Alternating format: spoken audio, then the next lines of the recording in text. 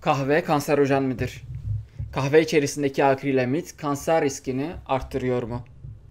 Akrilamit, Dünya Sağlık Örgütü'nün bir parçası olan Uluslararası Kanser Araştırmaları Ajansı tarafından olası kanserojen olarak tanımlanan maddeler arasında yer alıyor.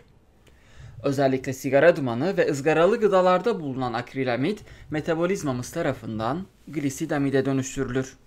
Glisidamid de DNA'da hasara ve mutasyona neden olur. Bu nedenle Kaliforniya'da bulunan Zehirler Üzerine Eğitim ve Araştırma Konseyi adlı bir dernek, Starbucks gibi kahve satan ancak müşterilerini kahvenin risklerine dair uyarmayan kurumlara karşı dava açtı. Dernek bundan sonra kahve satan kurumlara müşterilerini akrilamit ve bunun risklerine dair bilgilendirmeleri yönünde baskı yapmaya çalışıyor. Eğer mahkeme de bu yönde bir karar verirse, bundan sonra kahve dükkanlarının tezgahlarında ya da duvarlarında kahvenin sağlık üzerindeki risklerine dair açık bir not bulundurulması gerekecek. Kahve satan şirketlerse kahvedeki akrilamit düzeyinin az olduğunu ve kahvenin yararlarının zararlarından daha fazla olduğunu iddia ediyor.